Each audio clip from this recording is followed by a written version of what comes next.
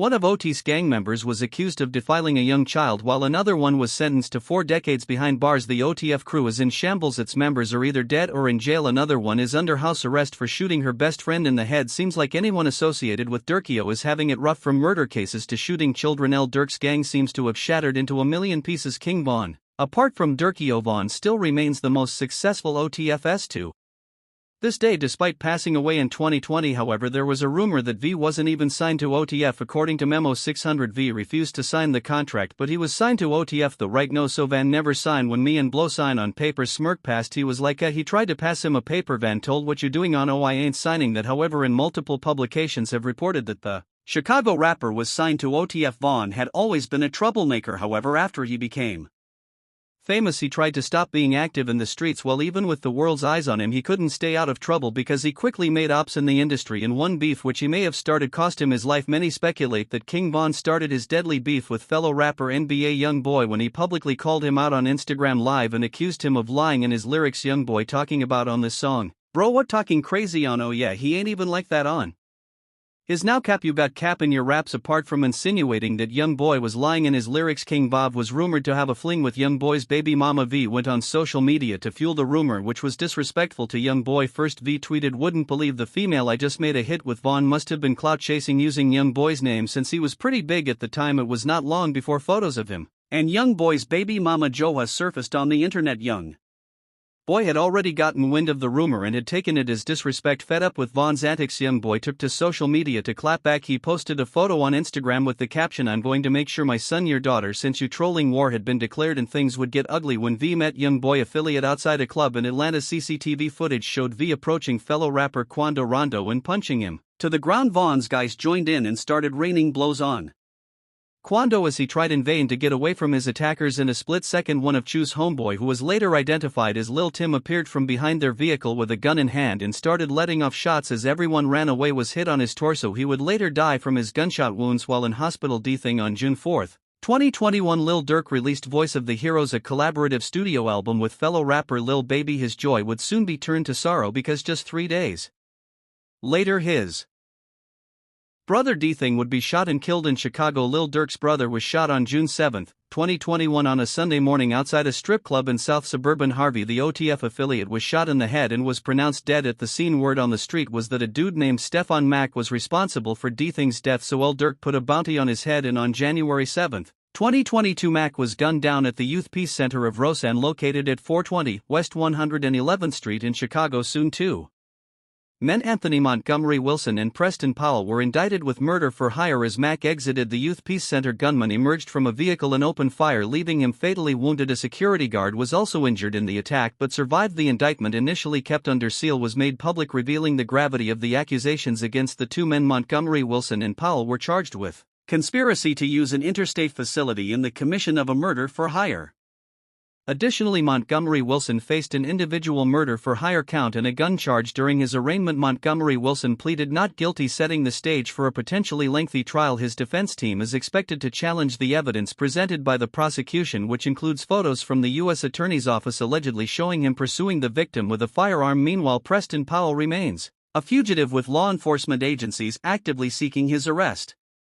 Just below 600. Despite his rising profile in the Chicago drill scene, just below 600 remained connected to the realities of street life, and it would cost him dearly, and now he's facing close to 2 decades behind bars. On Halloween night in 2017, a series of events unfolded that would drastically alter the course of just below 600's life. Alongside Paradise Haynes and Luckier Tyler, just below 600 was allegedly involved in a plan to rob 19-year-old Kill Carter in Hammond, Indiana. The plan, however, took a deadly turn when a shootout erupted, resulting in the tragic death of Carter. During the chaos, Carter's cousin and just below 600 himself sustained injuries. The aftermath of the incident was swift and severe. Law enforcement agencies launched an investigation piecing together the events of that fateful night. Late criminal court documents would later identify just below 600 as the triggerman, accusing him of shooting Carter with an assault rifle. Despite the serious nature of the charges, the OTF rapper consistently maintained his innocence. In a bold move, he took to social media to declare his stance, stating, "They trying to build cases off lies and snitches. I must stay 10 toes down." However, one of his co-defendants, Haynes, pleaded guilty to 1 count of robbery resulting in bodily injury. Meanwhile, Tyler and just below 600 faced 1 count of murder, 1 count of murder in perpetration of a robbery, 2 counts robbery,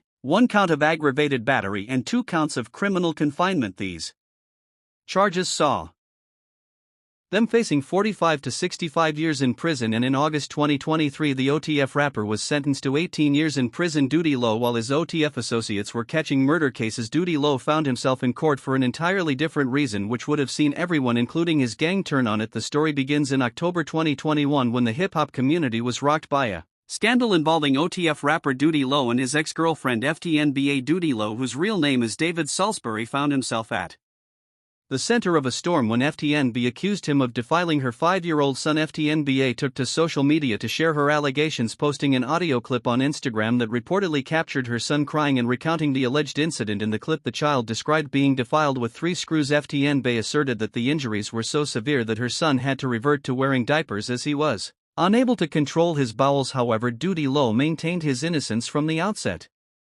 denying the accusations and asserting that he was being falsely accused. He took to social media to defend himself, stating that the allegations were baseless and that he would fight to clear his name. In the midst of the public uproar, Duty L's legal team began to gather evidence to refute the claims. They argued that FTNBA had fabricated the allegations out of spite following their breakup and that she had been harassing Duty Low and his family for weeks. The situation was further complicated by a video that Duty Low released, which allegedly showed FTNBA grooming her son to accuse him of the crime. In the video, FTNBA is heard instructing her son not to blame the incident on Alex, a 3-year-old boy, casting doubt on the credibility of her claims despite the mounting evidence in his favor. The damage to Duty L's reputation was already done. The allegations had taken a toll on his personal and professional life, leading him to take decisive legal action. In December 2021, Duty Low filed a $5 million lawsuit against FTNB, accusing her of defamation, emotional distress, and causing perpetual reputational harm. In the lawsuit, Duty Low's legal team presented evidence that FTNB had told him it was in fact Alex who had inserted the screws into her son's anus. Duty Low in court encouraged her to take the boy to the hospital for an examination, but doctors reportedly found nothing wrong with the child.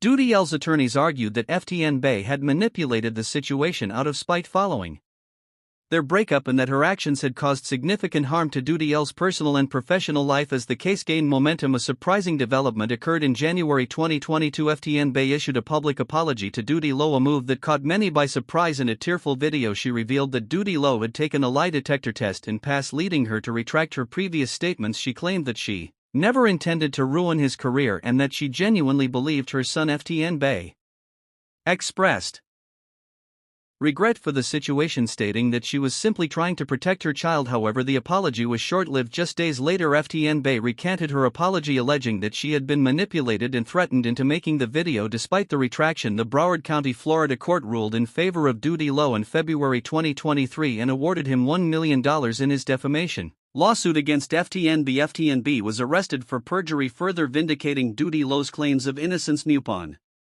October 13, 2020, the feds raided O Block and arrested 5 men for FBG Duck's murder. Among them was OTF's Muke. The 5 were charged with murder, unlawful use of firearms, racketeering, and assault with dangerous weapons. The charges carried a mandatory minimum of life upon conviction. FBG Duck had been shot and killed at Michigan Avenue and East Oak Street in the Gold Coast area of Chicago a few weeks earlier. CCTV footage showed a black car stop in front of a store and armed men jump out and immediately